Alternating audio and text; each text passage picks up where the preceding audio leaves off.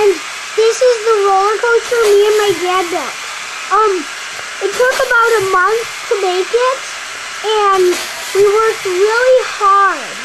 And we finished it on New Year's Eve, right, Dad? Right. And it's called the Rippin' Rocket Roller Coaster. And it's really interesting. And wait till you see the next part.